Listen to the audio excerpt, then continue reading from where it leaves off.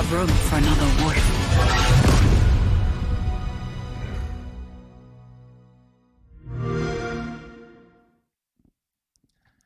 All right. Hey, everyone. Sketch here. Welcome to our latest community live stream. As you just saw, we are super stoked and excited to be here just a few days away from the start of Lone Wolf Season 2 on Halo Infinite. Today, we're going to talk a little bit more about that and what you can look forward to. But first, let me introduce my co-host. Please welcome Community Manager John Unishek. Welcome. Hey, how's it going? Good to be back. It's good to be back. Kind of coming back in normal. I've got my official live stream jacket on. I got what to do. So we're what do they say? Nature is healing, right? Yeah. New hat too. Though? New hat. New hat. By the way, a quick shout out to our friends, of course, on the gear team here, Halo Gear. If you go to gear.xbox.com, there's a Tenrai collection available right now, actually. So this is one of the new pieces of gear that they bestowed upon me to represent here on the stream. Yeah, we just wrapped up the final run of Tenrai. We did. Yeah. And a long run it was. So, John, I know we got a lot we want to cover and get through today. We got some good stuff to work through, talk about Season 2. Mm-hmm. Before we did that, I just want to take a quick moment here and really just acknowledge, it's been a tumultuous few months. We'll just call it what it is. Really excited about the launch, but at this point, it feels like that was a lifetime ago. So life moves sort of fast and slow at the same time. But just wanted to acknowledge that we understand it's been a stressful time for the community. It's been a stressful time for us here at the studio. And I also want to say thanks to folks who have been really just patient, supportive. We always appreciate the feedback. We've got no shortage of feedback, and we'll talk about that here in a moment. But people have been asking us. They hope we're okay. We hope the team's doing all right. We're doing okay. We're hanging in there. Yeah.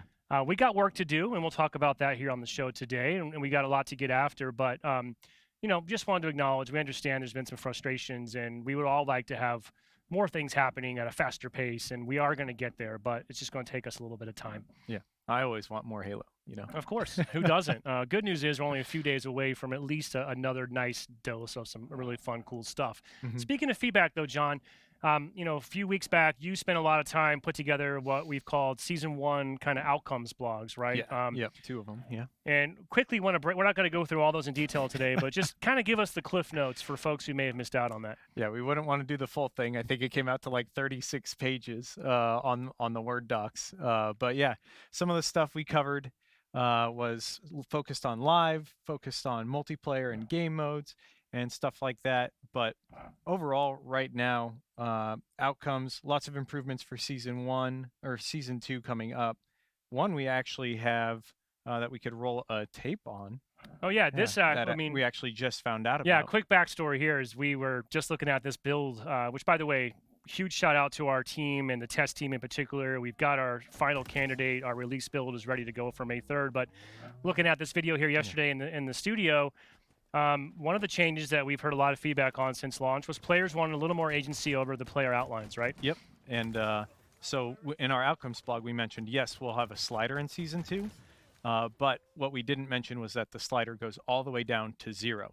So you can turn off outlines if you want on opponents, and you can kind of get that more classic Halo look and feel if you want. Your teammates will still have their gamer tags displayed over their head, like you can see in this bot match. But anyone who does not have that is an enemy, so you want to shoot at them. Yeah, and again, I want to note this is just an iterative step, right? It's just about usability, but it's just one example of the types of feedback that we've heard and some steps the team is starting to take now to address that feedback. If you go to halowaypoint.com, you can check out, like John said, about 35 pages of editorial. But basically, each team that works on Halo Infinite goes through all the key feedback that we've passed along to them from the players, and they provide responses and generally let you know what you can expect and what they're going to go after and what they're going to do in the future. So really good read there. Yeah, when we get that feedback from Reddit, Twitter, Waypoint, YouTube videos, surveys that we send out to Halo Insiders, right? So we're getting it from everyone.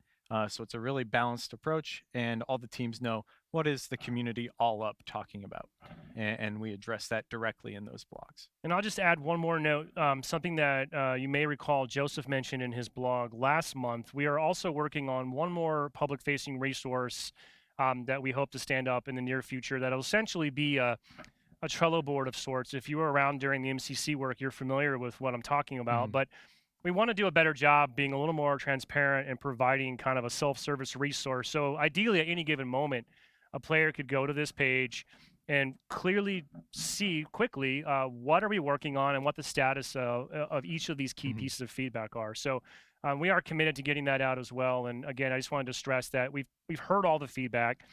It's all been taken to heart, and some of these things we're already going to see coming on May 3rd.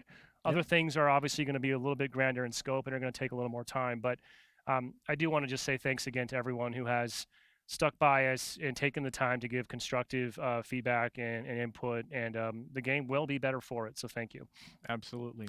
Now, John, let's talk about. Oh, sorry. Before we get into season 2, just so folks are aware, we're going to talk quickly about season 2.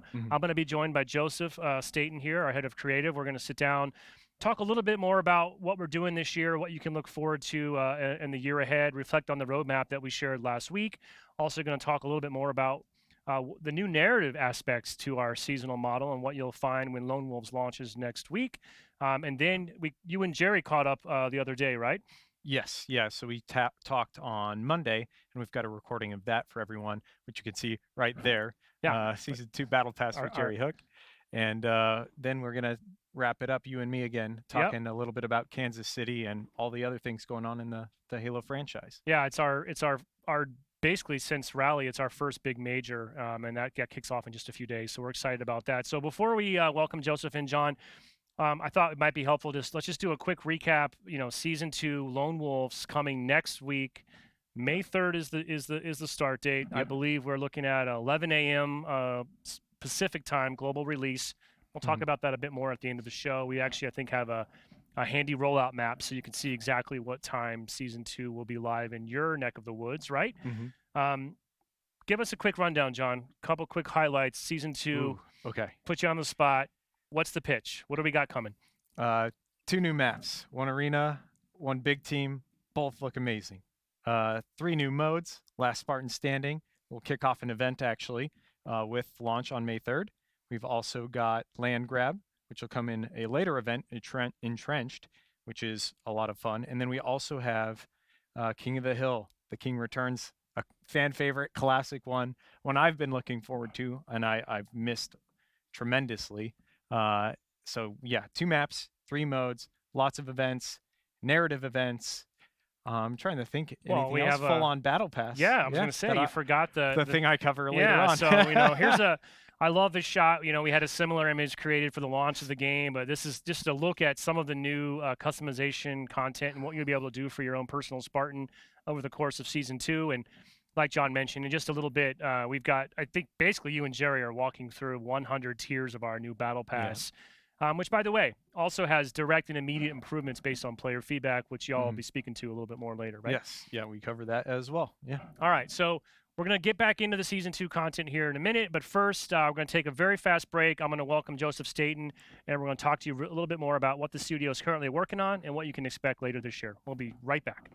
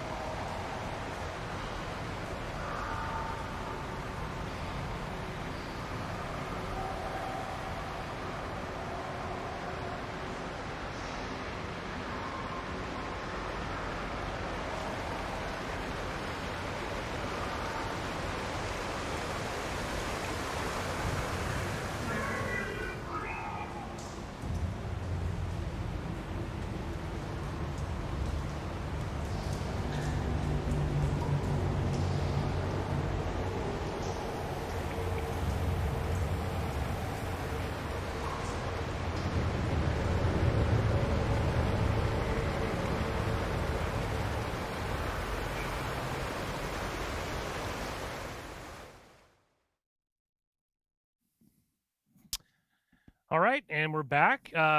Quick shout out, I forgot to mention before we cut away. That was, of course, a closer look at one of our new maps coming on May 3rd. That is Catalyst. We're very excited. That's our arena map, as you can see, really kind of steeped in that classic Forerunner architecture. Some really fun gameplay is going to transpire on that. Also, a shout out to Josh and the Transmedia team for whipping up that really cool, sort of evocative fly through. I love the ambient sound effects as well. But now it's time to cut over. Josh, let's pull back and introduce our guest, Joseph Staten, head of creative. Welcome, Joseph. We're back. Thank you, Brian. It's good to be back. And I have to say, I'm so glad that you're wearing the costume that you've worn consistently. I really like the Tenrai hat. I think it really sets it off. But there's some other Tenrai, I don't know, just like stuff that you might. That's a nice flex. Yeah, I don't It's know. a nice flex. It's good to always show up with some new swag. We are officially the Fracture Bros, right? So Right. yeah, Team Fracture. Here we are. But I already said this earlier. But Well, let me tell you how this went down, because I walked into the office this morning and they just like put the sweatshirt over my little body and pushed me into the room. So you're a walking billboard. that's how right. it works. No, but when it we're- is very comfy and looks great. I highly recommend it. Yeah, and you can pick it up yourself at gear.xbox.com. That's right. All right. So Joseph, thank you for joining me. I feel like Yep. what was that? Late last year we did the live stream over in the hub, right? We talked Yep, a little bit that's right. about little different circumstances. If I recall, that was the conversation about how Forge and Co-op are not going to be ready for launch. So Yep. at some point we'll have to come through and we have no sort of caveats whatsoever, and we'll just play that. We'll do a play date. We'll have you come on for a season 2 play date. Sounds good. But I thought, why don't we kick things off, because it Mhm. has been a bit. Also want to acknowledge that you've written 2 blogs as well since then for us. You had an April update, Yep. which we just put out with the roadmap. We're going to get to that in a second, and of course in the March update as well. But Mhm. same thing you did in March. I'm just going to start off by asking you, season 2, it's Yep. locked and loaded. We got our final release candidate back. We're in great shape for May 3rd. What's the team working on right now? Well, first of all, I just want to say a big thank you to the team. Super proud of all the work that led up to season 2. It's been a real push since launch to get that ready. You're right. We have our release candidate. We're on track to launch. So just a big thank you to everybody who's been working so hard to get that out the door. I'm super excited. It's going to be a lot of fun. So in addition to shipping season 2, what we're really working on is looking beyond that. Forge, co-op, I know we'll talk a little bit more about that in a bit. We'll talk about quality of life. Really what we're doing is a lot of planning from now until the end of the year and beyond. And in fact, I spent all morning in a planning meeting. As soon as I pull off my Tenrai sweatshirt and exit this room, I'm going to go back into planning meetings for the rest of the day. The team is really working to lay down track, get good plans in place. And we'll talk a little bit more about the details of what that means, I know later on. But that's really what we're doing. We're launching season 2 and we're heads down working on what comes next. Yeah, and I think something else by the way, I forgot to mention, you can keep that sweatshirt, by the way. You don't, Can? yeah, you can take it home with you. It's a parting gift. So It's actually like a size large. So it's like there's a medium, but if I were to stand up, it's like down to my mid thigh. So I'm like, hey, everybody, walking around in my adult size well, sweatshirt and my child size body. It's I interesting. mean, I've sized up a little bit in the pandemic, so I don't know. I don't want to speak for you, but Yeah. one thing that I like the way you laid out in the blog might be good for people that missed it is you had clearly articulated what our current priorities are right now as Yep. a team, and you mentioned shipping season 2, which we can basically check that box off. Mm-hmm. So can you remind us kind of what are our high level priorities right now? Yeah, so shipping season 2, and then it's going after things that are keeping the player experience from being great in our game right now. This really gets to quality of life, which I think we'll get into some details about specifically. So hitting those issues that when you play the game impact your experience in a negative way. We want to make sure that we're prioritizing that work before we go after, more content. Now, we'll talk more later about we're still going after more content, but as we work inside the studio to prioritize what people are working on the right things, that's our North Star. That's our number one. Like that is what we need to be focused on right now. So, and then, at the same time, we're focusing on running a healthy studio. We're not in it to run a sprint. We're here to run a marathon, and we want to make sure that our team, who's doing such awesome work, has the time to do that in a healthy way with a process that supports them with the resources that they need. So that is our fundamental priority that we always keep in mind, even as we're pushing to improve the state of the game. Absolutely. Yeah. Maybe it'd be helpful right now, real quick. We have the roadmap graphic, so if we want to just pop that up, give folks a chance in case they missed it to to take this in, and we'll break this down here in a little bit. We're not going to go through all these points because we're going to talk more about what's coming next week with season 2. But I think clearly the thing that we know jumped out the most to our community, which was expected, is the dates for season 2 in particular. And in this case, I think it's safe to say it probably was a surprise to most people that season 2 will last longer than they expected. Yep. Joseph, can you just talk a little bit about why are we making this deliberate decision to essentially extend season 2? I also want to just acknowledge last year, well before launch, we had talked about, yes, at face value, our goal and our vision was Yep. a season would last approximately every 3 months or so. That's right. Generally the norm, in the industry. We then realized that season, launching the game was going to be challenging in its own right, and Yep. we would need some extra time before season 2 was ready. Yep. Also, to your point about team health and that we don't want to, Yep. really hurt the team in a negative manner. Mm-hmm. So I think some people were not expecting that we would also need to extend season 2 itself before we get into the next season. So just Yep. a little bit of context from you, I Sure. think, would be helpful there. Well, one thing to make really clear, none of us inside of 343 look at this roadmap and are happy with it. All of us want to be doing things faster to deliver more content. We still have this desire to get into a healthy rhythm where we can ship a season every 3 months. So for us internally, it was painful, frankly, to communicate this roadmap with a season that was going to run for another 6 months. But the reason why we're doing that is exactly what we talked about before. We have to prioritize going after quality of life issues that are impacting the game right now. Like today, when you fire up the game, that's our number one priority. We're still working on additional seasonal content, but we need to create space for the team to rigorously go after these improvements that matter right now. You and Uni just talked about the outlines, for example. It's one example of many, many, many, many things that doesn't matter 3 months from now. Yep. It's a right now kind of thing. And so that's really how we're organizing ourselves to go after that work and why we're extending the season now. But to underline this, none of us looks at that and says, great, 6-month seasons are awesome. They're not. They're not. And we need to get ourselves in a position where we can deliver more frequently. And we're working on that too. Absolutely. I also just want to note that we discuss this a lot. You and I have talked about this. We knew this is going to be, to your point, not the roadmap we would like to put out if Yep. we could Yep. really do what we wanted to do. But it's also important that we still maintain some open, transparent discussion, and even if they're Yeah, hard discussions, that's right? right. So, last thing we wanted to do was just sort of pull the rug out and surprise season 2 is now live, and it's now a shock to everyone. So, Yeah. fully acknowledge it's not what people want to hear, but we're still committed to being open and honest about what's going on, and we want to get to the point, obviously, you mentioned, where we can really start to do a better job meeting player expectations, and we will get there. Yep. Let's talk a little about the quality of life stuff that you mentioned. Maybe first of all, it'd be helpful context. Mhm. How do we decide where those pieces are? How do we come up with Yeah. that stack ranking list? Who decides, and where do these inputs come from to say, Yep. these are the things we must go after? So there are a variety of inputs that we get. One is just the team playing the game. The truth is in the software. You sit down and you play, and there's the truth of the experience. So we play the game in our internal play tests. We also get insights through things like our competitive insights team, our pro players. We have user research that we use. We have telemetry that just comes out of the game that we take a look at. We do a lot of things to get data. We aggregate this data and we put it on something that internally we call the hot list.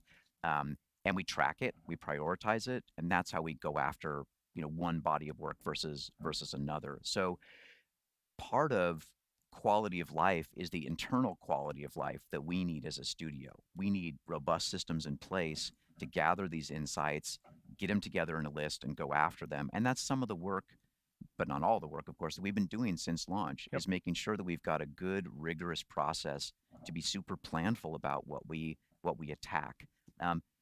We've had to go slower to get that process in place. But the whole point of going slower is so you can accelerate later. Go fast, go slow to get fast. And so I really feel like on the insights part of things, we're really getting up to speed in a great way. We well understand the work ahead of us. That's why, Uni had those awesome insights blogs, those outcome blogs. So we have a really good sense of the body of work. We just need to get our heads down and go after it, which we are. Yep. And I just want to reiterate too, we obviously have a really diverse 20+ year franchise, global fan base, and Mhm. it's important that we also acknowledge that different types of players and different people have different things that are more important and matter more to them, right? So, Absolutely, yeah. part of the studio's job is to how do we pull back from that and prioritize the most impactful changes that would ideally impact the broadest subset of players, Yep, right? yep. Which means some of the more fringe things that we know are still important Mm. may then have to take a lower priority, right? But it that's doesn't right. mean we don't care. That's exactly right. Yeah, I mean, the whole point of a prioritized list is to put everything on there that you could do, right? And then pick the things that matter Yep. most. But you're right, that doesn't mean that we don't care about certain things. Yep. That's not true. Yeah. Maybe let's talk about so we have these quality of life, we have all this information. Safe to say, I think we have Yep. plenty of feedback. No question about what we know we need to go do, right? Yeah. What are a couple examples off the top of your head of things that the team is actively sort of investigating and or working on right now? Yeah. Well, it's very kind of you to say off the top of my head, but because my head and my brain are getting older Or these off your days, notes. I Yes. actually brought Yes. some notes to make sure that I was very It's smart. specific Yep. about these. And you told me it was like a newsroom sitch, so I Yeah. could just show up with my papers. Sure. All right. We're loose here. It's fine. All right, good. So, yeah, half kidding, and this is on the top of my head. But yeah, when we talk about quality of life, stuff that we're going after that matters right now in the game, we think about things like anti-cheat. And that is not a thing that we're going to solve tomorrow or in 2 months or 3 months. This is an ongoing effort, quality of life that's going to continue. But we know there's some things that we need to dig into now, today, specifically on anti-cheat. The ranked experience is something that we also have recognized as something that matters right now.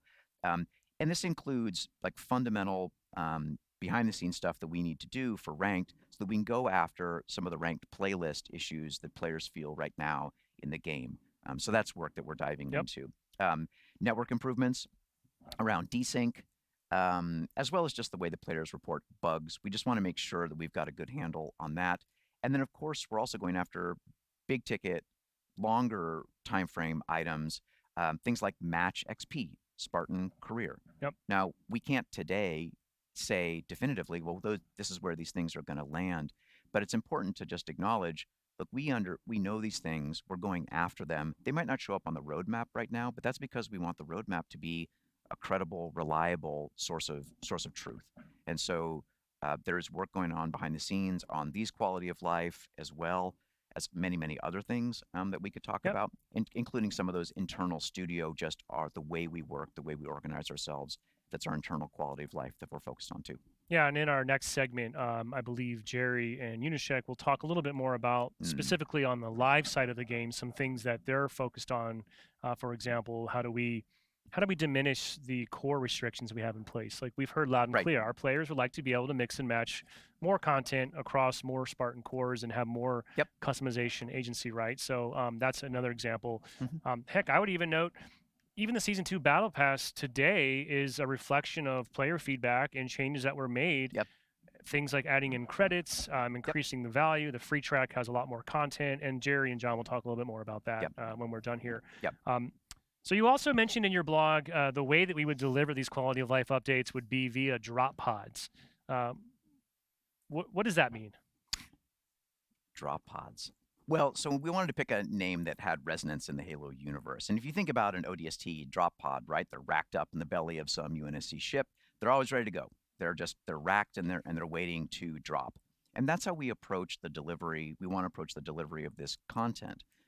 We don't want to just wait and hold things back for season releases. If something's ready, we want to be able to put it in a pod and drop it. We want drop pods leaving the frigate or whatever it is, 343 on a regular basis. Our goal is to get into a monthly cadence of a drop pod a month. We're not there yet, but that's the goal. That's part of why we're taking time in season 2 to go after this work. But just think about a drop pod as a delivery vehicle, content, features, bug fixes, lots of different things could go into a drop pod. We want to be able to do them every month. If something's ready, it goes that month. We don't want to hold and wait until season boundaries. So again, this is the kind of stuff that doesn't show up in granular detail on the roadmap. But when you see the drop pod icon, when we say drop pods, just know that it's our way, ideally on a monthly basis, and we'll get up to speed to deliver content when it's ready. Content, features, bug fixes. It's just a vehicle to deliver that stuff to you. Yeah, and I also safe to say, as we hit these different kind of checkpoints along the way, I mean, the drop pod is staged We're loading it. That's right. Once we know what's approved and cleared to drop, we will then be able to update our community and say, great news, here's what you can Exactly. expect for this month's drop pod. But it is a bit of a, it's in flux, right? There's things that are constantly shifting around. So it is, to your earlier point, we want to be credible and accurate. So it's not possible today to say, here's what's in drop pod 1, here's what's in drop pod 2. But that will be evolving, and we will remain committed to make sure we communicate that to our players. Just to give a little bit more context here, because I think if I were a community person hearing what you just said, I might go, well, wait, it's like you don't know what's going to go in the first drop pod. The reality is, talking about planning meetings that I just came out of, that's been the work of the team for some time now. Is figuring out, let's look at drop pod number 1. Let's look at what we would want to put in there, referencing the hot list and the priority of improving the player experience now. Let's look at our capacity planning, how we want to attack this. That's all work that's been going on. And so internally, we actually have good plans together. It's that, are we ready to communicate it externally yet in detail? And we're not there yet, because we don't want to put out a plan that isn't rock solid. And so that's the tension. I know you and I talk about this, and internal to the studio, trust me, there's a tremendously strong desire for us to be able to say even more, but we just want to find that balance between not overcommitting and then having to retract. That's not a good feeling. Yeah, it's not. So that's where we are right now. I don't want people to think like, oh, that work is that's a good point. underway. Yeah, thanks. And even then, even if we already have a good sense of what's in the drop pod, until that build is cut and has gone through a full test pass and become a validated release candidate, it could change, right? So there is you know how games are made, obviously. Most people probably have a sense, but not always an exact science. There's always things that you have to kind of adjust for. I did want to also just add one more thing, Joseph. When we talk about these drop pods, I think it's safe to say, and we should just be upfront about this, this is not a world where we're just going to have a flurry of 3 or 4 drop pods and then, cool, we've addressed all the feedback. We're back in business again. I mean, to be clear, this is an ongoing commitment. Yeah, and that's part of running a live game, right? The drop pods that we release in season 2 will be more focused on getting out those quality of life fixes, but that continues. I mean, we are going to be delivering drop pods for the duration of what we're doing. Like, it's just these are, like I said, monthly things. We want to be doing regular updates. It's part of the way that we're gonna roll moving forward. So yes, I think you'll see a drop pod icon on the roadmap for season 3, right? It is a continuous thing that we'll be doing. Excellent. Yeah. And the last point, maybe before we switch gears here, you and I had also been chatting.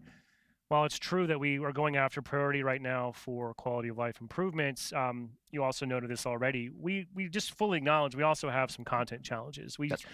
So safe to say, in parallel, we are also still working on ways to bring more content to bear faster. 100%. I mean, like I said at the beginning, we look at this roadmap, we look at what we're able to deliver right now, and we know very clearly inside the studio, we need to do more. It's painful for us, it's painful to all of you that we can't deliver more content right now. But we are, when I think about my afternoon meetings, actively looking at ways to accelerate delivery of content as well as quality of life. Excellent. And again, we will provide ongoing updates as long as we need to, and keep the community abreast of these developments as we get real details. Now, speaking of content, let's just change gears here entirely. We do have new content coming out in just a few days when Lone Wolves kicks off on May 3rd. So, with your narrative background and, sorry, I'm actually getting ahead of myself. First thing I want to talk about really quick, because it's been a little bit. You mentioned this earlier, campaign co-op and mission replay. Those are features that we are actively working on. We have kind of put a stake in the ground on the roadmap. We are targeting late August to deliver those to the game. From your perspective, how are those features currently tracking? What's going on over there in the campaign world? Yeah, well, the smile you see on my face is because I had the opportunity to sit down and play campaign network co-op with the folks leading that effort on our team. This was maybe a couple weeks ago. I need to play more recent build, but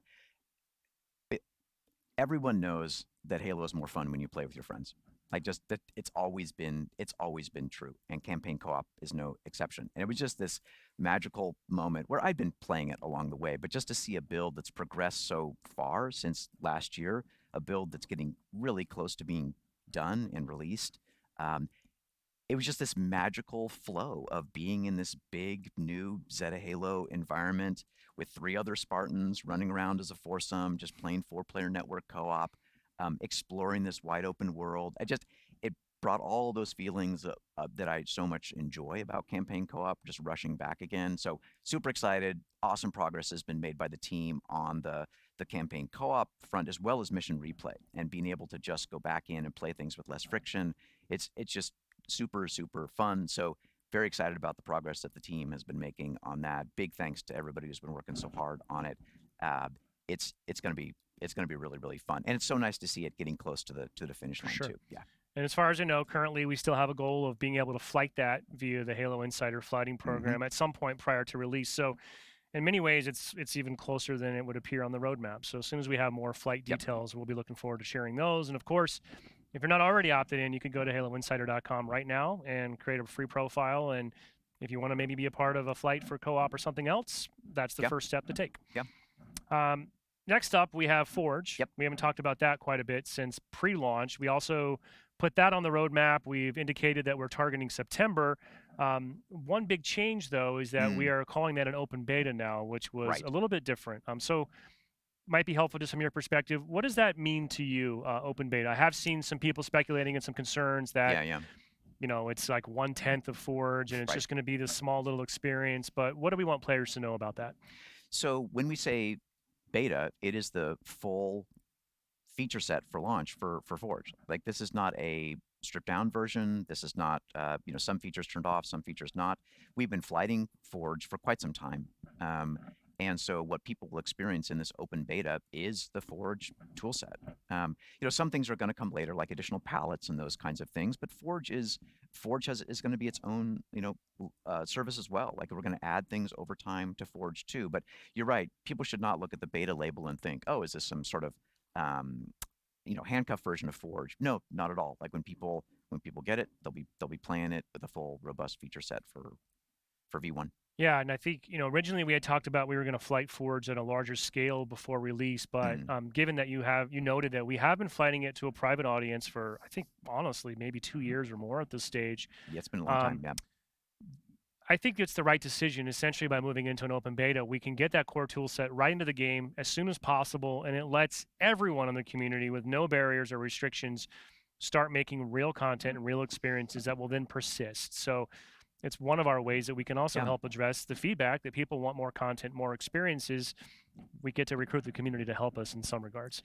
That's right. And I mean, all that fun innovation and new ideas that's always come from Forge, like, we want to get that flywheel going as quickly as possible. And the open beta allows us to do that too. So you're absolutely right. When people jump in with an open beta, they'll be able to make stuff, and it'll persist as well. So people shouldn't think like, oh, is the work I'm going to do go away? No, not at all. And we'll, of course, have a lot more to say and show and share about Forge in the coming months. So stay tuned for that. I'll just say there's been some stuff maybe leaked out there, and there's a lot to be excited about. We'll leave it at that. Yeah, Forge is going to be pretty awesome for this new generation.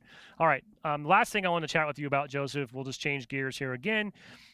Lone Wolves is, of course, the name of our season here. We had Heroes of Reach for season 1. You have a lot of backstory and a background of yourself as being a narrative kind of guy. So I thought it'd just be interesting, you know, from your perspective, what do we mean when we talk about sort of a seasonal narrative and storytelling during the season and even Lone Wolves? Like, just kind of break that down for us a little bit. Yep.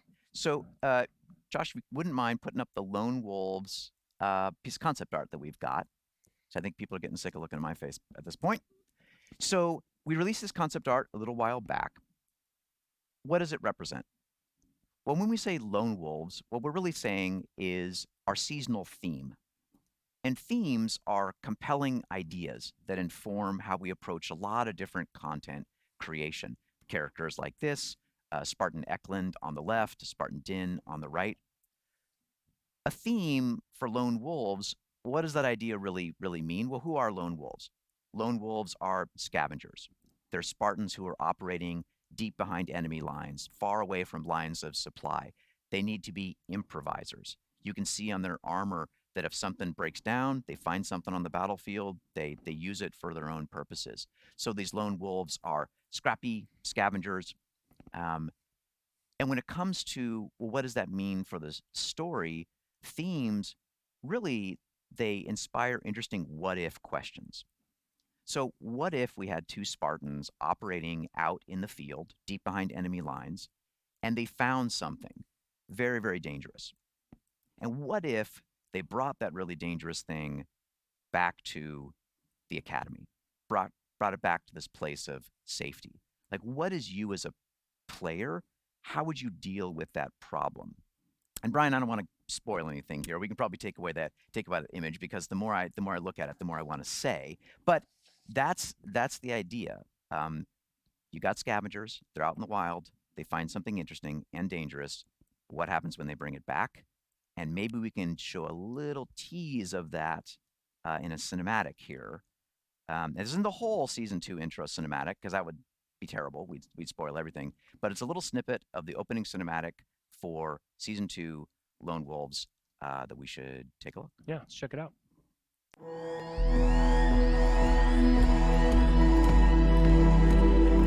Medic, on me. Grab that kid. Medic back.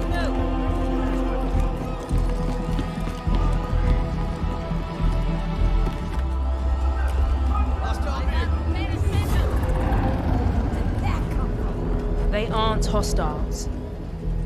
They're wolves. Back from the hunt.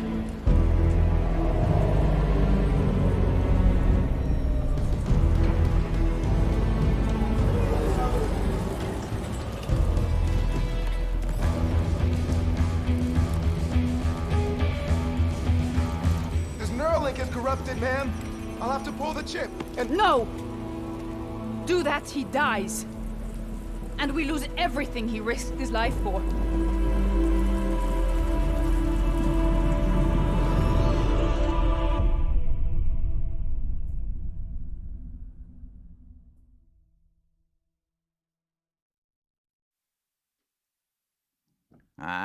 What does it mean? You'll find out May 3rd. So something that went by pretty quickly in this snippet of the intro cinematic is when we plan our seasonal stories, we want to make sure that the player, all of you, are at the heart of this story, driving events. If we kick off a crisis like this, we want the players to be the solution to that crisis. So this cinematic would immediately roll into the first event of the season. No spoilers, where you as a player begin to work through this problem, and by playing, progress the story. And that, in short, is seasonal narrative. But if we want to bring up the image of the Spartans, so you can see in this image, you have Spartan Din in the middle there on his knees. You have Spartan Eklund on the right. Brian, who's that Spartan on the left? That's the player. That's you. That's you in the game. And so, however you show up with your customization, that'll be you. If you're rocking My full neon Spartan and all my katanas or my samurai, it's all going to be there, right? 100%. My mohawk. Yep. Okay. One of the things from the very early days of Halo that I am still super passionate about is this idea in Halo 1 that it was BYOG, bring your own gun, to the cinematics. Whatever gun you had in your hand in a Halo 1 cinematic would show up. That's true for Infinite. Well, in this case, I guess it's bring your own armor, bring your own customization. So in these real-time cinematics, in the in-engine cinematics, yeah, if you want to rock, I don't know, Brian, whatever crazy stuff with your mohawk. Oh, we'll do it. Yeah, it'll be there. And so just another small way, but an important way that we're really emphasizing, hey, this is you. This is you at the heart of our story. Right there, boots on the ground, center of the event, center of the crisis. I think it's going to be a lot of fun. And I know we can't go into it today, but I want to acknowledge y'all are kind of crazy, because I know I've already seen it and I've heard you working. This doesn't just start and stop with Lone Wolves. You've got nuggets and threads right now that will actually span multiple seasons. And this narrative will continue to grow with the player being really at the center of it throughout. That's right. We still have a lot of work to do to figure out just planning and how we get that going. But this is, this is a serial story. It started with Heroes of Reach, introduced Commander Agrinia, who's also in season 2, introduces our 2 Lone Wolves, maybe some other things as well. And that story will continue from season to season and into experiences that we have planned beyond. So, if you want to get in on the ground floor, see what the evolving story of Halo Infinite is, May 3rd is your time. Awesome. Joseph, I don't want to keep you any longer. I know you've got a lot of planning meetings to get back to that are happening right now, as you mentioned earlier, but really appreciate your stopping by today. Thanks for repping the Tenrai Fracture Bros as well. Any final parting words before we let you go? I say this a lot in the blog posts that I put out and in online. And when I say that I'm genuinely thankful for everyone out there in our community who's passionate, even when you're noisy sometimes, and light up my Twitter, um, we can't do our job without the feedback. For those of you who are being like especially supportive and patient, even more gratitude. So thank you. Please keep the feedback coming. Like I said, we're heads down. We're going after this work, and we got a lot of good stuff planned. So thank you. Awesome. Now, next up, we as we mentioned at the outset of the show, Unisec caught up with Jerry Hook earlier this week. They're going to walk you through the entire Season 2 Battle Pass and show you what you can look forward to for all the new customization content. But first, here's a quick look again at our new Big Team Battle map coming next week called Breaker. We'll be right back.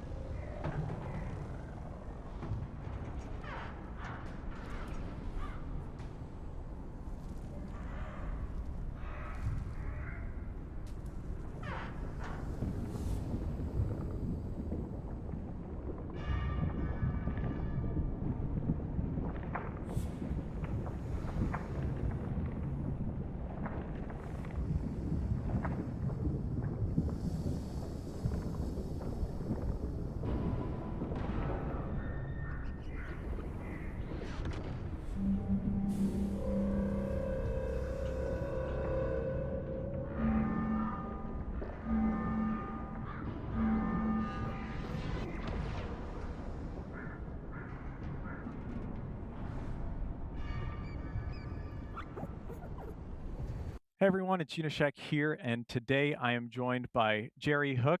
We decided to match outfits so we could talk about Season 2 and some of the learnings from Season 1. Jerry, how are you doing? Doing great. It's good to be back in black. It's fantastic.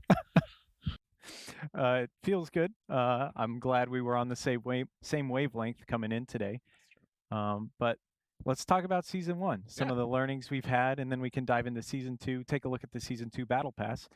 One of the first things and most common things we got feedback around were challenges throughout Season 1 and kind of the ultimate weekly rewards there. What were some of the learnings we've had right off the bat from challenges? Yeah, so one of the things we knew coming into actually right before ship is we knew we'd struggle in this area just from what we had. And what I hope the community saw is us trying to respond really quickly to any problematic challenges that were what I'd consider esoteric or impossible to land without way too much work. It really failed to meet our expectations of a system where we just wanted you to play the game. Uh, and so what we're trying to do is we're trying to help make sure that one, we're being really responsive, hopefully in a fast enough rate.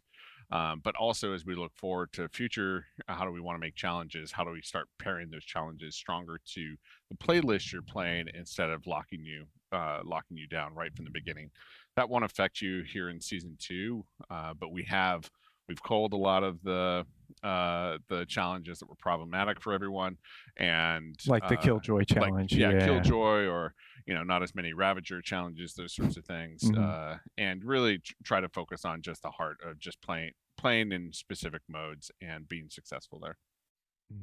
And for once you've kind of finished those challenges, we've got ultimate rewards every week that pop up that players can earn.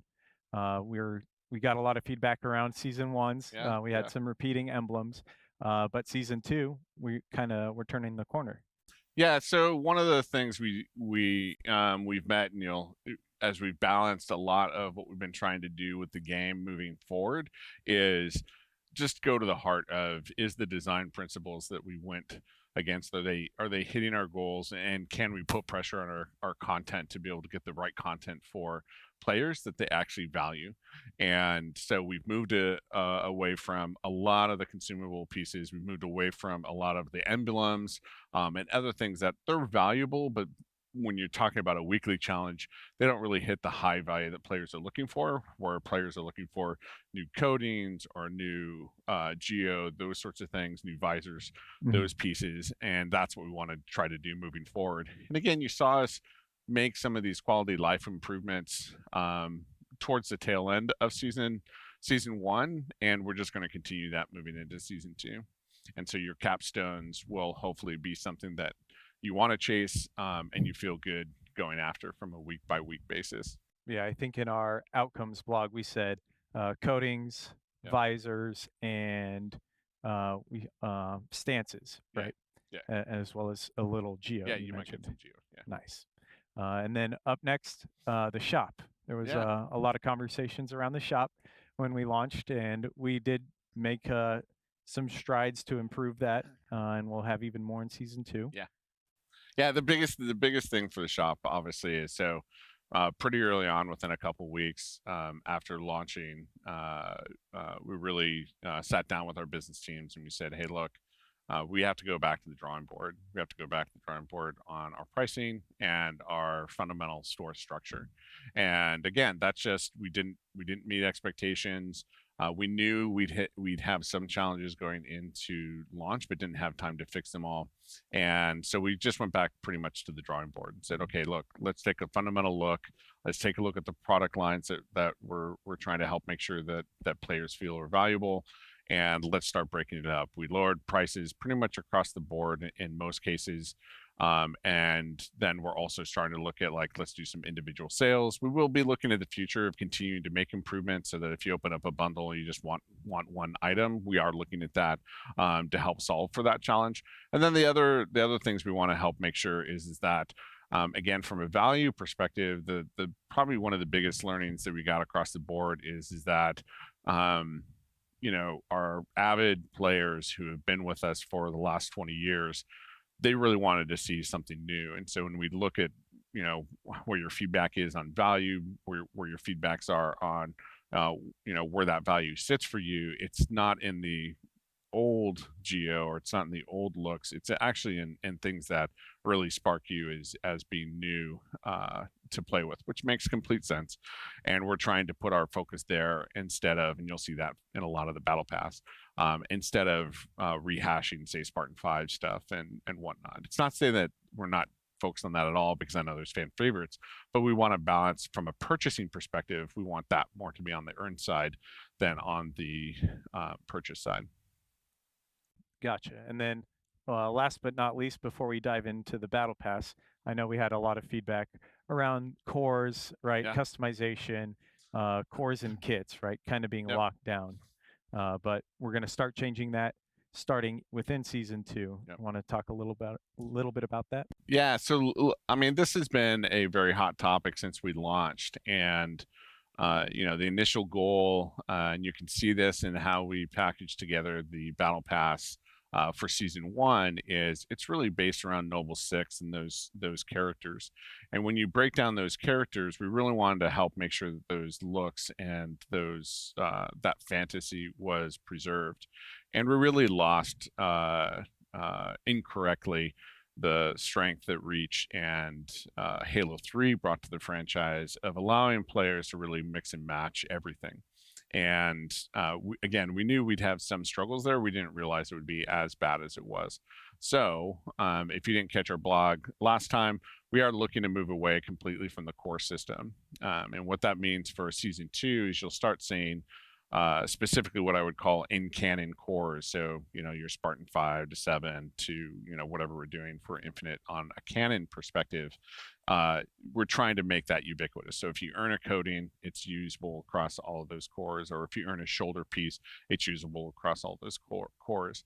And our focus for season 2, not from day 1, but as we move through season 2, is that your visors, your helmets, your coatings, those will be the first things that we go after, and then we'll slowly trying to move everything to be more ubiquitous.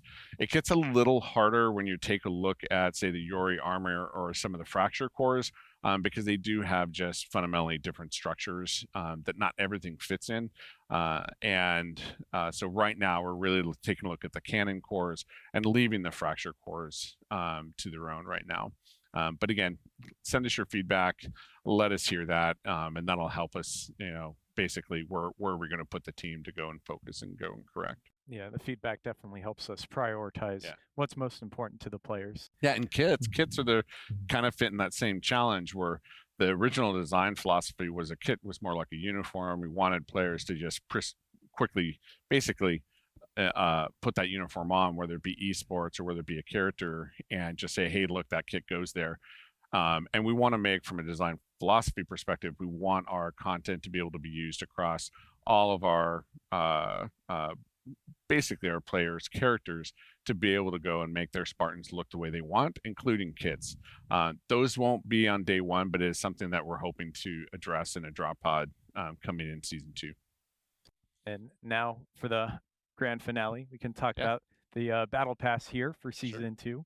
We can talk about a little of the learnings from season 1 as we go through it, though. One of the coolest things you'll see in the game right off the bat, you want to speak to it? Yeah, sure. So the first thing, as everybody knows, our battle passes don't expire, which means you have to have a way to equip the passes that you want to go and earn your content in. And so this will be the first time that you see this from season 1. Here this has been completed, so you can't equip something that you've already completed because there's nothing to earn left. But had you had other things to earn there, you would have been able to equip it, very similar to how you're equipping any piece of armor. And so you equip it, and that's where your XP will end up going. So whether you're earning XP per match or whether you're earning it through challenge systems, it'll go into the battle pass that you have equipped. Yeah. Players from MCC should be pretty familiar with that, selecting the battle pass that they kind of want to make progress on. Yeah, completely. So here we've got the season 2 battle pass. First look at it. What are some of the things that initially jump out to you here? Yeah, so one of the things I just take a look at these first 6 levels is it really shows some of our structural differences that we're trying to make for the battle pass all up. You only see 1 consumable. You see credits starting to be earned. And when we took a look at, again, talking with our business team to say, hey, look, some of the original reasons for us not to have credits in the battle pass system were because if you had a battle pass that wasn't going to expire, we wanted to make sure that we weren't losing too much. And so we challenged those systems, and we're saying, hey, look, we think there is more value for the players, both from an engagement perspective, as well as every player knowing that if they've purchased a pass, they can earn that pass back. We think is a pretty powerful thing. We know it's industry standard, But we broke the industry standard with not expiring the battle pass. But that really helps us, I think, get back to what will provide that value back to players. But also, the other big thing you see here is your first free armor core within that first 6 levels.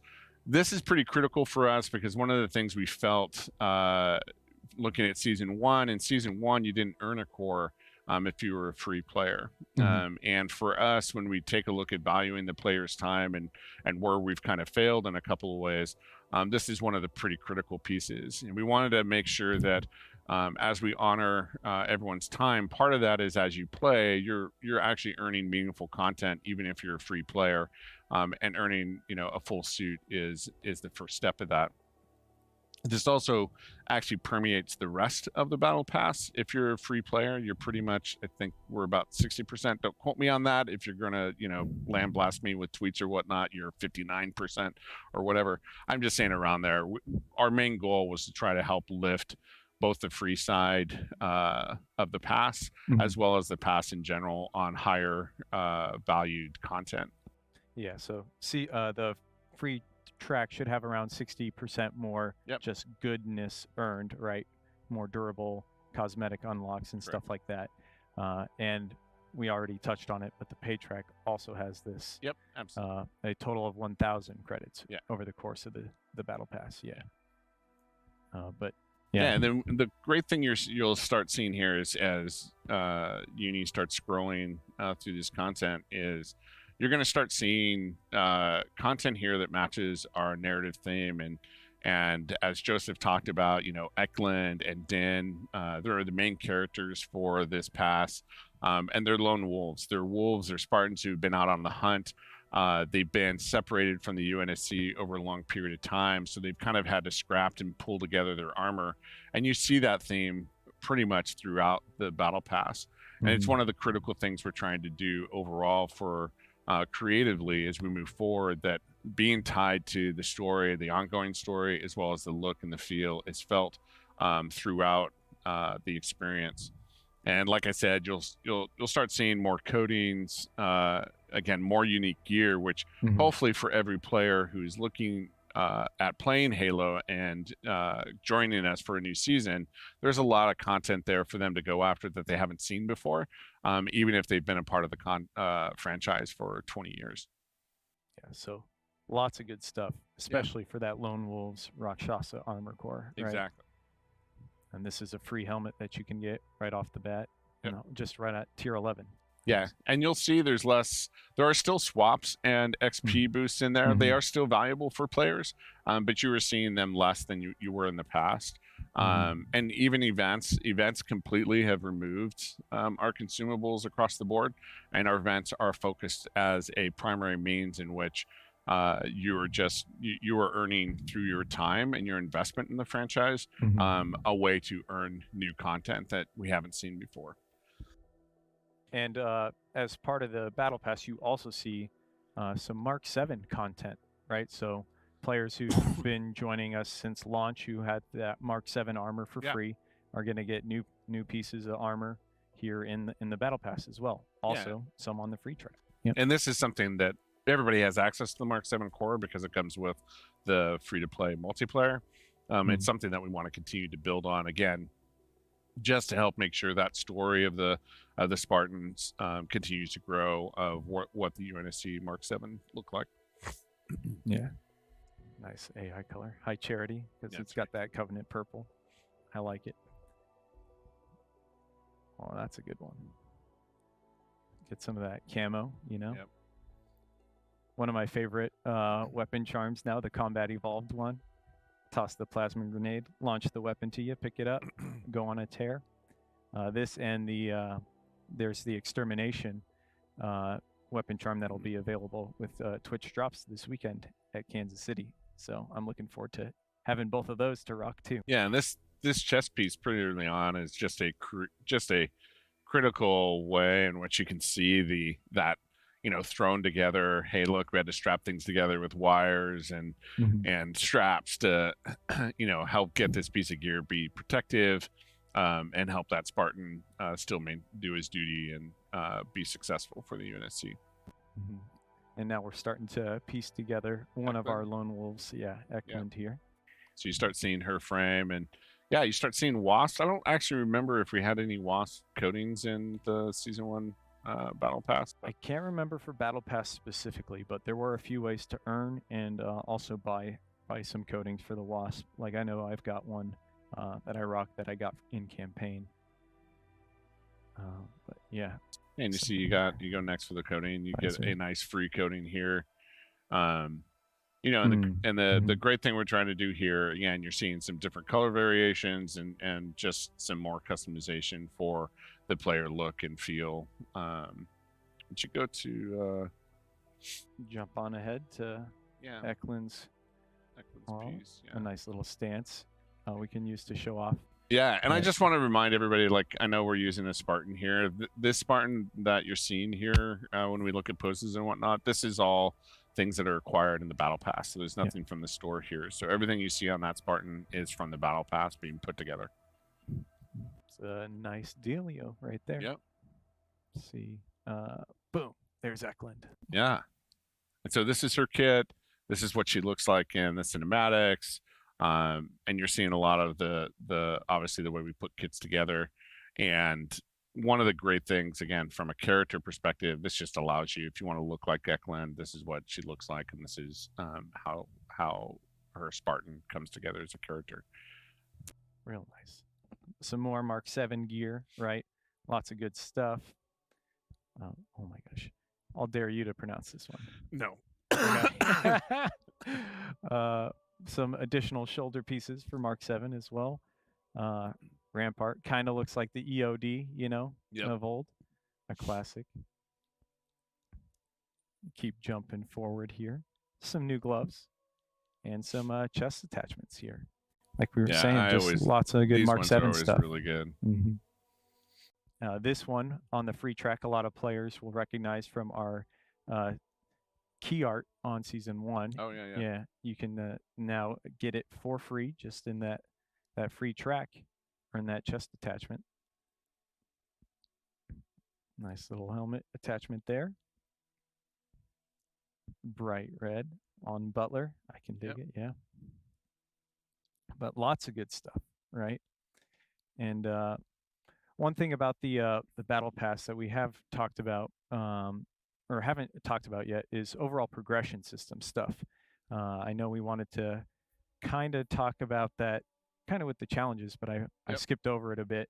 We do want to make a long-term progression system, but that's not in scope here for season 2, right? Yeah, so what we're trying to do is, you know, we're trying to get the foundation ready for it with, you know, earned XP per match. But really that Spartan rank or the Spartan career that we're all looking for, that's something we're putting long-term investment in. You know, part of our drop pod system is to try to bring things online faster in pieces if possible. And this is definitely a top ask for us to, with the team, to get the Spartan progression system all up so that people feel like they have a career outside of the seasonal battle pass. And we've also got some nice chest attachments right here coming up. Another pretty darn sweet looking Mark 7 one. Yeah. The Pack Rat. I always love the grenade canisters. Yeah. Anytime you got those, kind of reminds me of Emil. Yeah, exactly. And then up next we've got, let's see, what we got here. Nice little visor. Security flag. Access attempt logged. Are you seeing this? Success. This can't be right. No way. Firewall compromised. This doesn't make sense. Breach detected. Do we know what's vulnerable Oh, yet? God. Core files You've targeted. got an intact matrix core. Signature is June Hunter. Answer me. Where did the core Data go? transfer in I progress. think we're about to find out. They're here. Transfer complete. Lux 11. Artificial minds, real salute. Here, this one is one of my favorites, right? Yeah. With that black and red. And this is why, I mean, I really just like where you have unique color sets that are high contrast. These are the ones that I've always just enjoyed. like the single armor reds and the things Mm-hmm. that are really non-balanced is really cool for me. Yeah, I'm really digging that look there. Continued Mark 7, right? Lots of good stuff for there. Got some Rakshasa knee pads. Yeah, and this is the, again, you're seeing tape, electrical tape here, and just pulling the pieces together, and it's just, again, a really unique look compared to what it seems like it's fresh off the factory floor. Mm-hmm. And one thing I've kind of noticed here as we've been going through the battle passes, once you get to the second half, like things start getting real crazy. Nice. Yeah. And you see that with this the cool shot shoulder piece right here. Got it on both sides, and you got a nice sweet looking armor coating here. But yeah, like you get this and you really start to see the tubes, the patchwork, right? Oh snap, I'm on the battlefield. Let me get something together and scrounge it. Oh. Yeah, this looks like a whole filtration system to replace the armor. Let's go to the GRD. Yeah, GRD and the... So this is a fan favorite from Reach that was cut from Reach, then brought into Reach via MCC not too long ago, and now it's making its appearance here in Infinite, which is awesome to have, right? The GRD never dies, right? Some brass knuckle type things. That's right. That's fantastic. There's very few gloves that I get really excited about, but those gloves are amazing. I love the health pack. This is so good. Some OG fans will really appreciate this. You got the med kit on both the gun attachment as well as a utility kind of hip attachment. So good. Big fan of that. GRD attachment. Some more coatings, right? This one's nice, like purple with a slight like touch of gold to it. Yeah. Really liking that. This one. Yeah, the Packmaster's Glare. Yeah. So we learned a lot from the Cyber Showdown of what we could do with effects, and I think again the art team.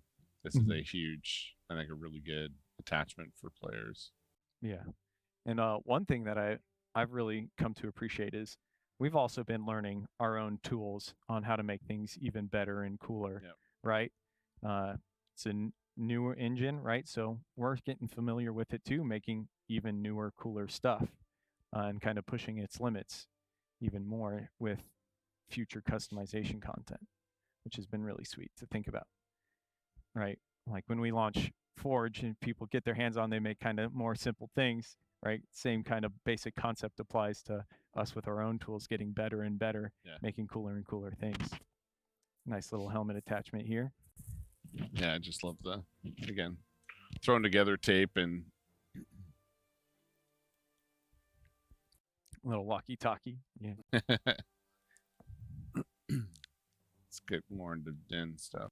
Yeah, here we go. Yeah. Nice blades on the hip there. Yeah. Oof. Yeah, we're starting to get in the Din's stuff. You're right. On the free track. Yep, you got a nice. He's clearly a hunter. Yeah. Visor there. Shoulder pads. Attachment for Din. Yep. Yeah, this second half is getting there. Oh, some of my favorite shoulder pieces. Really spicy. Yeah. This one is kind of a elite shoulder piece that you have taken as your own. I'm a big fan of that. Yep. Just be like, I need that more than you do now. Yep. So I'm gonna take it and use it. This is where you can really start saying, just mixing and matching with the universe and the armor pieces of the universe all up, not just Spartan.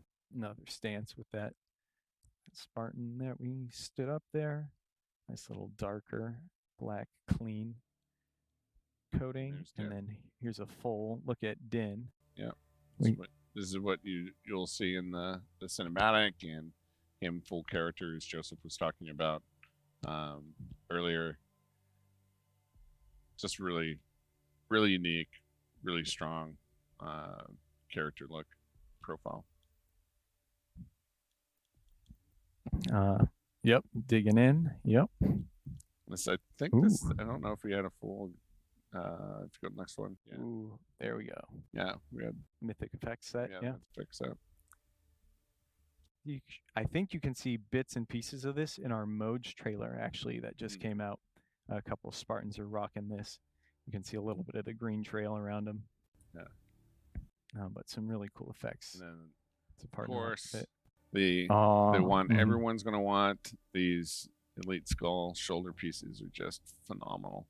Yeah, they are looking good. And just pulled together like it looks like, Din put this on himself and helped made it fit his whole armor set. It's very good. Nice little wrist attachment there too. Yep. Deacon Crest shield node. But yeah, the Skullbearer trophy, clean, and overall Battle Pass, lots of good stuff. Lots of good stuff. Yeah, with the learnings. Just from remind season everybody, one. every event we have, you'll be earning content as well. The seasonal kickoff with the first event. Right on May 3rd. Yeah. Inception. What's the interference? Interference. Yes. The other I word. So interference, and the great thing about that is, it's another first right off the bat, 10 items for you to go and earn, and you won't have any consumables there. It's all gear. It's all customization stuff for the player, and then you'll have the new Fracture coming out within that first month, and can't wait for everyone to see. Dressed up as their version of the almost World War II looking Spartan. It's very amazing. I love it.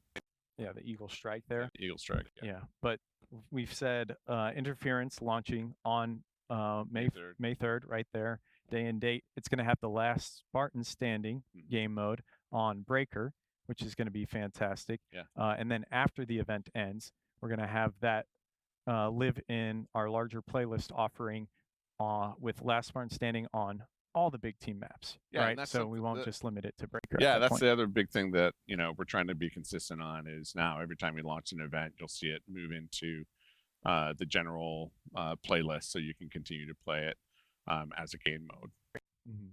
But I think that's kind of the big stuff for us here today. Yeah. I know we've got a little more for me and Brian to jump to.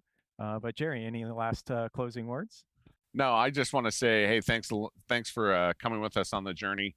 And hopefully you're seeing us make pretty steady progress to improve and better meet the expectations of the community.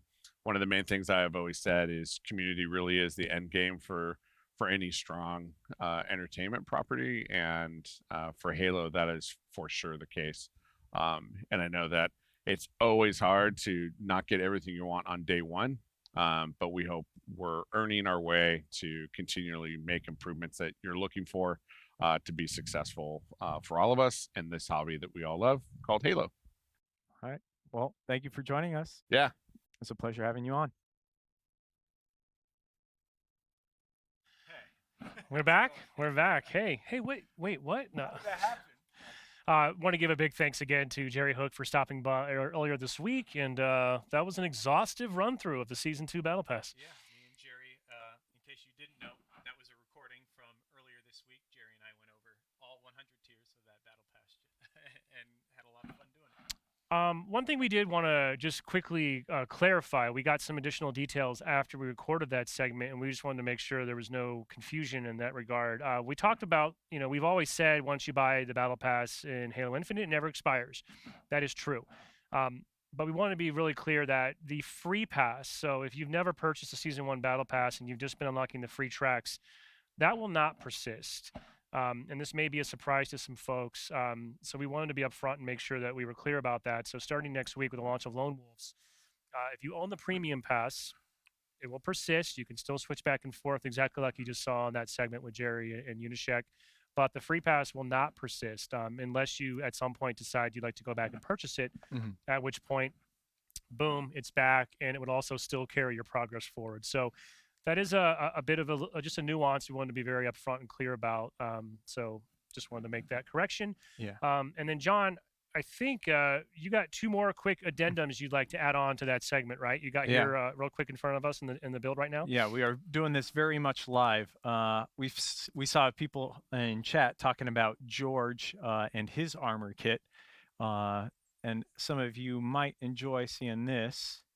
That's a very nice shoulder piece in great detail in season 2. So I wanted to make sure we at least got to show that. So, and the shoulder gate is no more. Yeah, this one kind of trended on the Halo subreddit pretty frequently anytime it got posted. So I'm happy we could kind of show that off.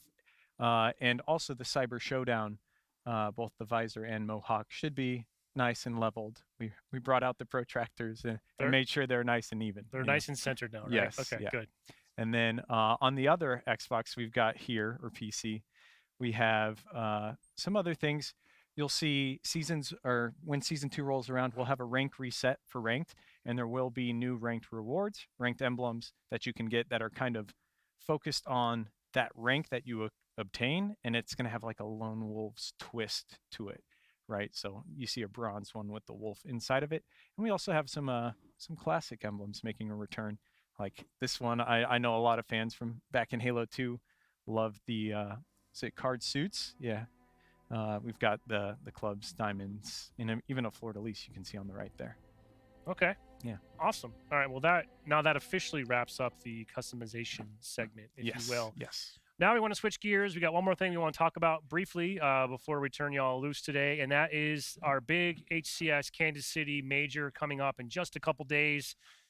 Let's get ourselves in the spirit and let's roll our quick HCS teaser trailer. Josh, take it away.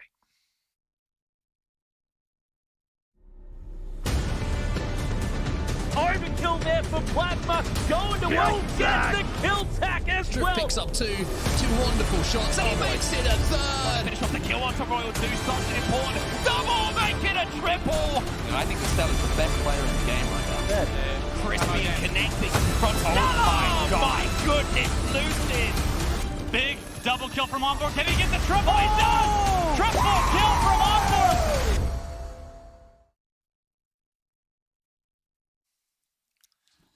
Kansas City on the horizon. John, you're flying out tomorrow, right? And I'm not too far behind you. We're looking forward to another action-packed, what should be a really exciting weekend of Halo esports. Yeah, we've got some of the best teams in the world flying out. Actually, the best teams in the world, right? If they qualified in their regions, they got a paid trip out here to Kansas City to play in the U.S.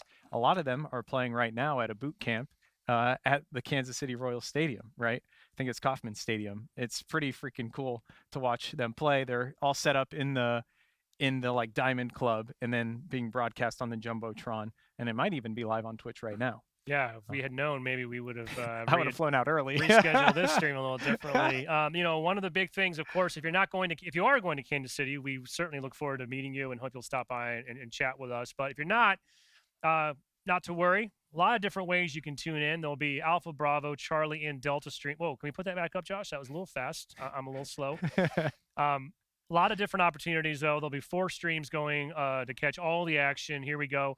I want to give a general shout-out. Make sure if you're on Twitter, you want to follow at HCS for real-time updates, all the latest and greatest coming out of the event. But right here, you'll see a rundown of the 4 primary official streams you'll be able to tune into. And of course, watching those streams not only delivers great Halo competitive action, but Twitch drops. So we've got a number of these up for grabs this weekend. First one here, this will be a special commemorative, what are we calling this, John? This looks like you watch a grassroots streamer during their Make-A-Wish donation drive, and you will earn this special UI backdrop, the HCS trophy. Yep. I don't happen to know offhand when the donation drive streams are happening. Yeah, so they're happening on site at Kansas City. We're going to have just our all grassroots, throughout the day. Okay, cool. Grassroots streamers. You can find them on their respective channels. They will be streaming, driving money for charity. And if you tune in, you can get this awesome backdrop. I want to just go to shout out here too. If you go to aka.ms/infinite-live, you'll get more information about these drops. Also, notes down there at the bottom, if you haven't done this already, you need to go to Halo Waypoint. You need to go to Twitch. You need to basically connect your 2 accounts together and make sure you get credit for those Twitch drops. And you can read more about that at aka.ms/dropshelp. So that's our first Twitch drop. We got more to come. Let's see. Up next, we got vehicle coatings and a really cool, I would pronounce that wrong, but a bumper attachment, it looks like, for the Warthog there, right? Yep. So you can equip some like custom geo to your vehicle there. And the Midnight Gold is one of my favorite vehicle coatings, right? And you get it for all 3. It's awesome. as the slide says here, just watch the official broadcast for up to 3 hours, and you'll be able to earn these drops. But wait, there's more. Next up, we have. Yeah. So what do we call these banners? Yes. Yeah. So this will be on the backdrop, kind of behind your nameplate Yep. when you're loading into a match, and these are for our partnered co-streamers. So we've got a few different, like I'd say, larger influencer type people when they're streaming, co-streaming the event, watching it on their own personal streams. You can earn this on their channel as well. And I think we have one more Twitch drop. This one will be exclusive only for the grand finals, which of course will be sometime Sunday afternoon. Watch that for 1 hour, and you will net this cool clean sweep weapon charm. Yeah, the old extermination medal, one of my favorites. And yes, grand finals only on the Halo stream though. So make sure you're tuning in for an hour during grand finals on twitch.tv/Halo. But again, I encourage everyone to drop a follow to the @HCS account on Twitter. There'll be real-time updates. Of course, @Halo is also a good place to follow. We'll have Andy there from our team. We'll be there making sure that we're keeping the information flowing and doing our best to bring the event to you for those who can't be there in person. So big shout out to our friends on the HCS team, all the teams, all the orgs and competitors. Looking forward to a great weekend. Wishing everyone the best of luck. Yeah, we've got like 5 teams that can all compete for first place right now. It's pretty cool. I'm excited. Do you want to put you on the spot and make you do a prediction or no? I don't know if I could do a good prediction, but I kind of want to root for Kansas City because they're putting on that awesome boot camp. They're in their hometown, Kansas City Pioneers. I'm looking forward to it. Good call. Yeah. All right. Well, we'll see what happens. I'm not going to make a prediction because I'll just wait and see. Hey, we're all winners. We'll see some top world-class Halo. We're all going to be winners in that regard. Yep. John, before we log off here today, a couple of the things I thought we would just quickly touch on for folks who maybe haven't heard. Lots going on clearly with Halo Infinite, with Season 2 imminent. But in case you missed it, MCC actually has just got a pretty significant update, including the long-awaited release of updates to Firefight that now bring the Flood into the fray. Yeah, so you can play this with friends. I ended up jumping in the week it launched, and it is terrifying, but it is fun. And but it's terrifying. You can head to HaloWaypoint.com and learn more about the recent MCC update. I think we also had a patch this morning as well for MCC. So, again, want to give a big shout out to all the folks on the MCC team. Still working hard, still bringing content, updates, and features to the title. So big thanks to them for that. I do want to give one shout out for the custom game browser, which now includes all the games that are in MCC. So you don't. We used to just be a couple games. Now you have all of them that you can just jump in and play tons of fun customs with anyone in the Halo community. And that's been a labor of love. I know. I think we announced that like 15 years ago. It feels like, but huge shout out to the team and also obviously to the insiders and the community. None of that would have been possible without your sort of consistent help with flighting and feedback and just sort of continually pushing the team to evolve and improve the game. So big win there. Something else I want to give a quick shout out to. Just recently, we had the launch of the Halo Encyclopedia. John, I'll do a quick impromptu unboxing.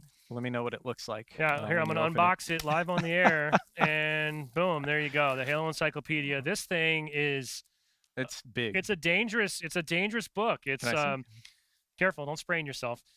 This is the regular edition. There's also a collector's edition. It's available now on Amazon or your favorite bookstore. So give that a look. It's got so much information, incredible art and information for anyone that's a fan of the Halo franchise. So a couple pages. Easy to get lost in there. Big shout out to everybody at the studio and the franchise team who helped work to bring this to life. We mentioned this earlier, John, but I want to give another shout out as well to gear.xbox.com. Of course, we carry it away. Sorry. We've talked. Yeah, you can borrow that. We talked about the Tenrai collection, which you can find now. Of course, there's also other more evergreen offerings. I believe as well there will be some HCS merchandise available to coincide with this weekend's event. Yep, some new HCS merch. Speaking of, I think on site too, an exclusive event T-shirt I believe will also be offered. That red one, it's looking good. Of course, we have more than just the games going on. John, give us a quick update on Halo the series. Oh. TV show, No spoilers. I would love to go into a full detailed conversation, but we have done 5 episodes so far. Episode 6 comes out tonight at midnight. I will be there watching it, waiting. Toss it up on the projector. I'm excited for it. We had lots of good action in episode 5. That is all I'll say. But Yeah, you can join the conversation on the official Halo Discord server as well. We've got a whole section set up there. We also have like a watch party channel where you can watch right as it drops at midnight. I'm just looking forward to more. Yeah, and also, in case you missed it, big shout out Alex on the community team. Every Monday serves up a recap blog where he sort of dissects and breaks down the prior episodes. So a great place to go as well for fans of the series. And I think, John, we're getting near the end. I wanted to give one last shout out. Let's just talk about, we mentioned this at the outset, Season 2 is going to launch on May 3rd. Yes. We do have a graphic just to give you a better sense. We are going to launch this at 11 a.m. Pacific our time. That's currently our normal rollover for the week. We'll get this out on social here in a bit, but this will just give you a sense of where that means where you live. So we're doing a simultaneous launch. One important note, we got the word out yesterday in case you missed it. We are going to have an hour of planned downtime, essentially from 10 a.m. Pacific until the season goes live on 11. Online services will be disabled. So things like matchmaking, I think, pretty much anything. Pretty much online. anything. Yeah. Anything that requires a services connection will not be functional during that hour. Yeah. You should be able to play campaign though, so no worries. No worries there. Yeah, my main note was just for folks that are going after this week's ultimate reward in the game, which includes a really cool visor. Don't cut it too close because we are gonna turn the lights off just a little bit on Tuesday there in preparation for the new season launch.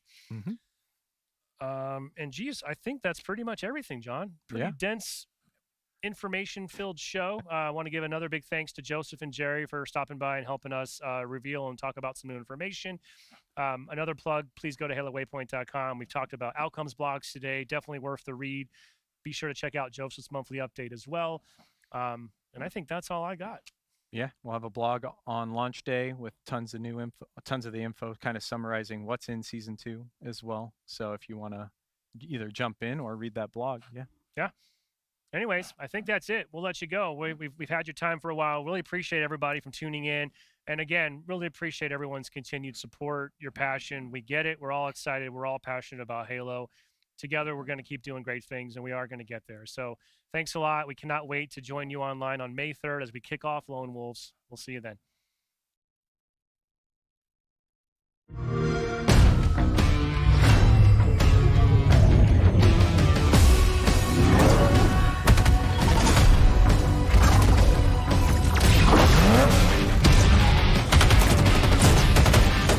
We always have room for another wolf.